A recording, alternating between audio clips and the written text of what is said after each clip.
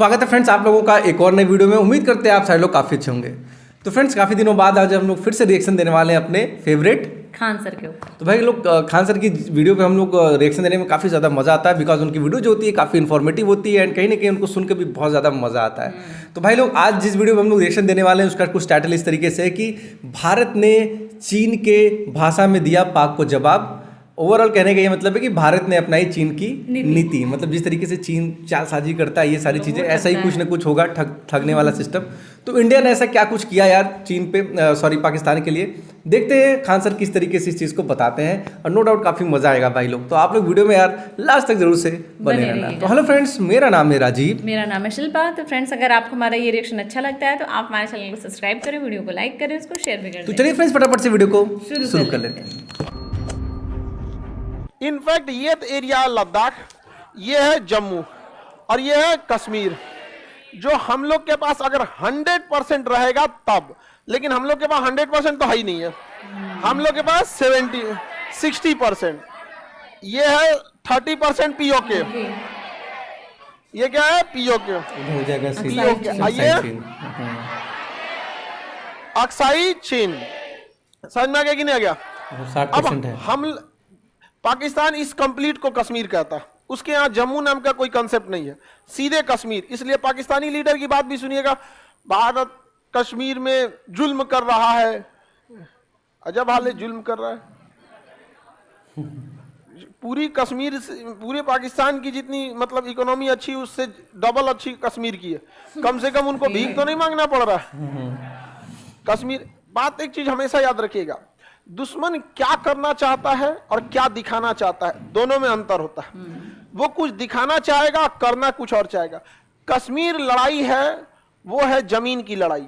ये पाकिस्तान एक्चुअल चाहता है, लेकिन वो दिखाना चाहता है कश्मीर की लड़ाई मुसलमानों के लिए।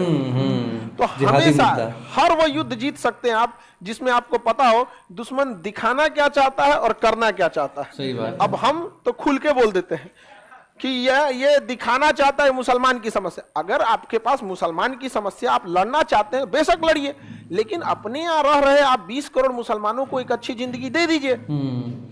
आप पाकिस्तान को कहते हैं, अब जैसे वहां के ऐसा रहता है कि वहां के लोग भूखमरी नहीं है, वहां के लोग खुशहाल हैं, एजुकेशन बहुत अच्छा है, तो आप बात कीजिए सजुरे जो तुम्हारे हैं वो तो तुम्हारे है ही नहीं है, उनको खिला ही नहीं पा रहे हो। 1972 में तुम्हारा देश था बांग्लादेश, तोड़ के अलग कर दिए।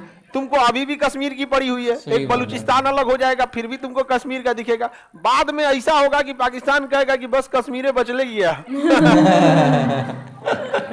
ये सही था यार। फिर कहेगा यार कम से कम जो था वही वापस कर दो। तो पाकिस्तान का डिमांड अलग है, वो विश्व लेवल पे ले जाना चाहता है किस बात को? कश्मीर। इसका फायदा भारत ने बहुत अच्छे से उठाया।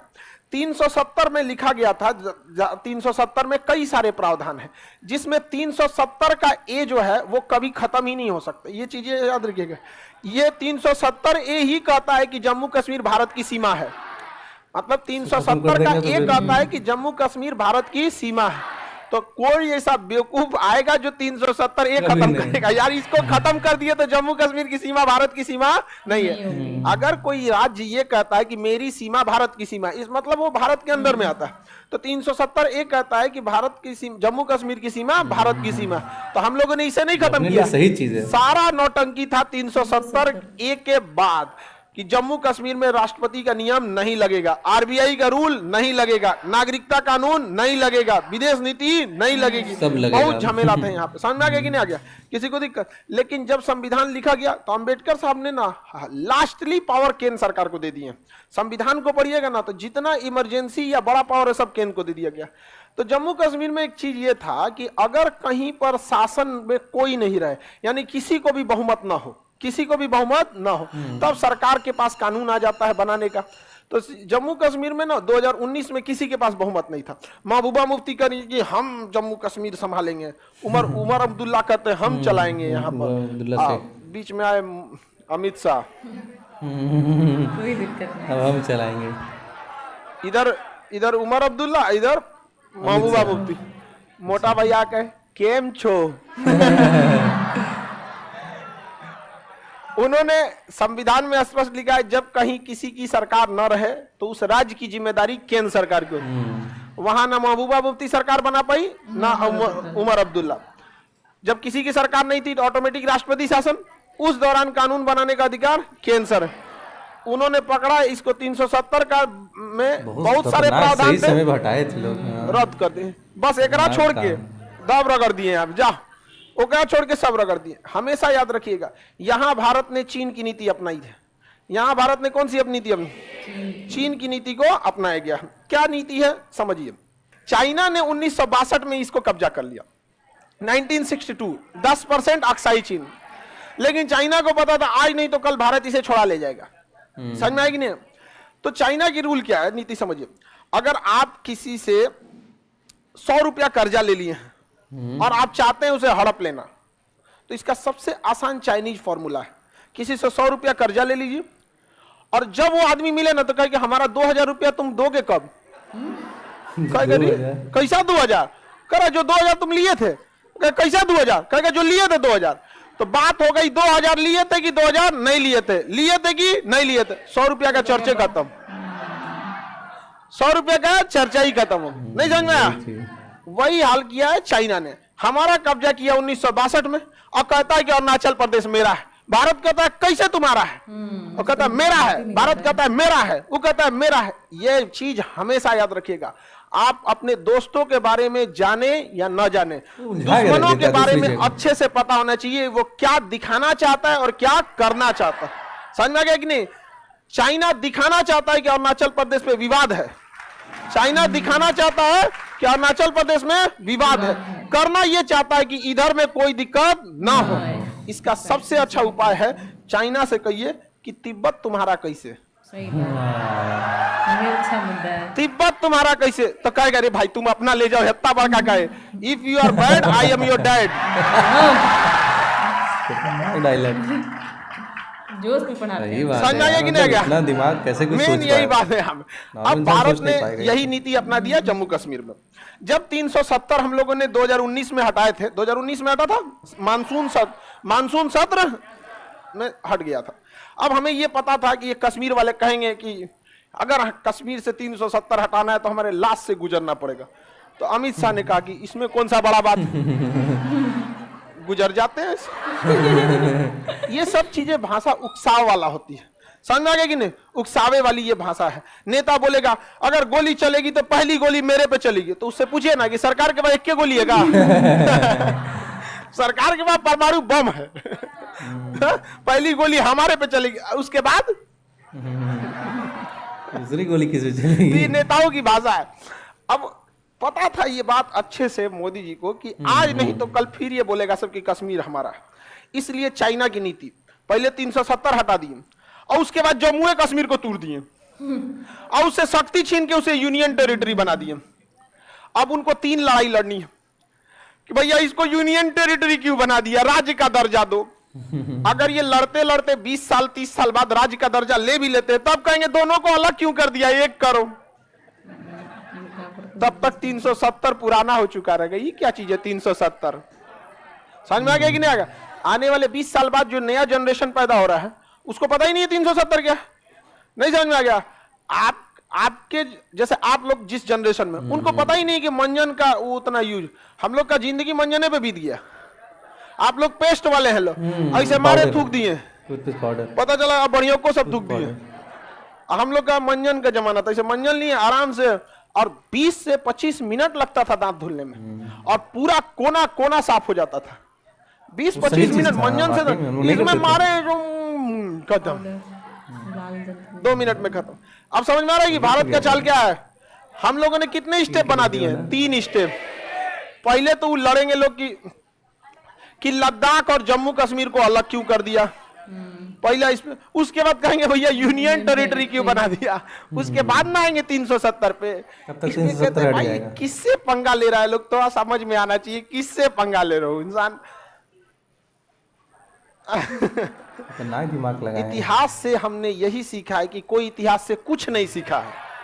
इसलिए इतिहास से कुछ सीखिए। इतिहास पढ़ने नहीं बल्कि सीखने का विषय है कि क्या गलतियां हुई, किससे क्या सीख रहे हैं। समझ में आ रहा है कि नहीं आ रहा है? अच्छा, अगर हम लोग केवल 370 हटा देते तो फिर मुद्दा आ जाता है वापस लाओ 370। अभी कश्मीर को सटाओ, फिर यूनियन टेरिटरी बनाओ। अच्छा, यूनियन टेरिटरी बना दिए तो मुख्यमंत्री की शक्तियां ही खत्म, उसके अंडर में पुलिस नहीं, केंद्र के पुलिस नहीं तो पावर खत्म। मुख्यमंत्री को, हवलदार को बोलेंगे कि "ए, तुम यहाँ जाओ, यहाँ जाओ, शांति से बैठो"। तनी मुख्यमंत्री विधायक मंत्री बोले ना कोई सेना के एक ठो हवलदार को, AK-47 लेके खड़ा है सेना के हवलदार को यहाँ पे, फिर मंत्री जी को बताएगा, कहेगा आइए चलिए दानापुर छावनी में ले चलते हैं। ले जाएगा छावनी में, वापस लाएगा कोई और। आप लोग को समझ में आ गया कि नहीं आ गया? हम लोगों ने 2 भागों में क्यों बांट दिया? अब आगे समझिए। यहां पे ये पूरा एरिया बना दिया गया लद्दाख। ये कंप्लीट एरिया क्या है? लद्दाख। ये यहां से लेके यहां तक कंप्लीट एरिया लद्दाख है पूरा। अब समझिए चाल क्या है, बेचारा वो फंस कैसे गया है। ये जितना हम सेट किए हैं ये क्या है? लद्दाख। कश्मीर इतने ही खाली है। अब इस लद्दाख का एरिया यूनियन टेरिटरी है, इसमें ना विधानसभा कभी नहीं बनेगी। यानी भूल जाइए कि यहां मुख्यमंत्री बैठने वाला है, कभी नहीं बैठने वाला है यहां मुख्यमंत्री। समझ में आ गया कि नहीं? अब ये एरिया है, एक्चुअल ये एरिया जम्मू है, एक्चुअल ये एरिया क्या है? जम्मू। और ये जो एरिया है ये है कश्मीर, ये है कश्मीर। मेनली ये एरिया क्या है? कश्मीर। और ये एरिया क्या है? जम्मू। और ये क्या है? लद्दाख। लद्दाख में बौद्ध धर्म की अधिकता, जम्मू में हिंदू धर्म की अधिकता, कश्मीर में मुस्लिम धर्म की अधिकता। ठीक है। अब जितनी मार धार होता था ना, गोली बारूद, लड़ाई झगड़ा, इंसर्जेंसी, ये सब किस में होता था? कहां होता था? जम्मू में कम होता था। एक बहुत सोची समझी रणनीति के तहत भूगोल को ऐसा सेट किया गया है ना कि अब कभी भी गोली बारूद हमला होगा तो इसी एरिया में होगा। और ये एरिया किस में चला गया? लद्दाख। कहां चला गया? Union territory. इनकाउंटर लद्दाख, गोलीबारी लद्दाख। अब पाकिस्तान क्या कहेगा? विश्व फोरम पे लद्दाख में फिर गोली चलाया। तो तुमसे क्या मतलब? नया कहां से ले आया? तुम तो अभी कश्मीर कश्मीर चिल्ला रहा था, लद्दाख कहां से लेके चलाया? रीजन समझ में आ रहा है? हो वहीं रहा है लेकिन हो कहां रहा है? लद्दाख। नाम चेंज हो गया। समझ में आ गया कि नहीं आ गया नाम? इसका नाम हो गया जम्मू कश्मीर। यहाँ कोई विवाद नहीं। वैष्णो देवी वही सब, कोई प्रसादी चढ़ाने जाएगा तो कोई एक ईंटा मार दिएगा, इससे यही सब होगा। समझ में आ गया कि नहीं आ गया? हालांकि जम्मू कश्मीर के लोगों को देखिएगा बहुत कोऑपरेटिव है, लेकिन बस वही है कि जो उधर से आ गया ऐसा ना पड़ोसिया वाला, ये उसी वेशभूषा कपड़ा में पहन के सबको मारता है। अब आप बताइए, अगर कोई गमछा बांध दे बिहारी का शकल बना के जहां तहां करे तो हम लोग बदनाम होंगे। अब आप हम ही लोग को देखिए, कश्मीर को छोड़िए, बदनाम तो बिहार वाले भी हैं, नहीं है? लेकिन आप जाके देखिए कि जितना भी बड़े बड़े काम में, ऐसा नहीं है कि सारे बिहार के लोग, लेकिन क्या है, जितना हमने किया नहीं उससे ज्यादा बदनाम हो गए। लेकिन बाहर के लोगों को लगता है यार बिहार कैसा होगा, आओ बिहार कभी।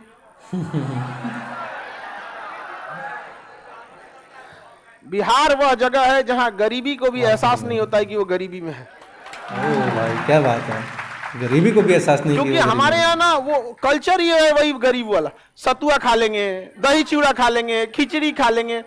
हम लोग उसी माहौल में ढल गए हैं। समझ में आ गया कि नहीं? हम लोग यहाँ कोई अमीर बनता है ना तो उसको कहता है कौन सी फर्चीन झाड़ रहा है रे। मतलब अमीरी को भी ना अपना चोंगा उतारना पड़ता है। अरे गमछा क्या खरीदोगे तुम? 100 रुपया से गमछा चालू हो जाता है, लगाया हो गया, काम खत्म, चल दिया यहाँ पे। तो कश्मीर में भी वहां के बेचारे लोग बदनाम हो गए ये इंसर्जेंसी की वजह से। अब यहां बताइए, यहीं पर वो मेन अशांति का एरिया है, और जम्मू कश्मीर का यह लद्दाख का एरिया कभी भी मुख्यमंत्री नहीं बैठेंगे। मुख्यमंत्री कहां बैठेंगे? जम्मू कश्मीर में। कहां पे? जम्मू कश्मीर। लेकिन यहाँ के मुख्यमंत्री की पावर बहुत ही लिमिटेड रहेगी। जैसे दिल्ली के मुख्यमंत्री की शक्तियां बहुत ही लिमिटेड, बहुत लिमिटेड शक्तियां, पुलिस देगा ही नहीं। अच्छा, कहेगा कि देखिए पाकिस्तान का, देखिए वहां से मुख्यमंत्री भी छीन लिया, तो कहां छीन लिए?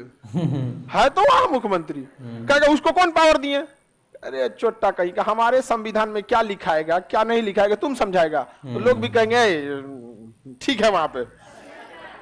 अब देख रहे हैं, ये ज्योग्राफी, इतिहास, पॉलिटिक्स सब चेंज कर दिया गया, बहुत सोची समझी रणनीति के तहत। किसी को कोई दिक्कत? और ये क्या कर रहा है सर? हम बिहार गए थे, तबीयत खराब हो गया था। थकान से हो गया होगा तुम्हारा, हाँ? तुम गर्मी का दिन आ रहा, आओ यहाँ सत्तू घोल के तुमको आदमी पिलाएगा यहाँ पे। हाँ? और टिकोरा का चटनी। सही बात किसी है। को जहाँ जम्मू कश्मीर में अंतर समझ में आ गया।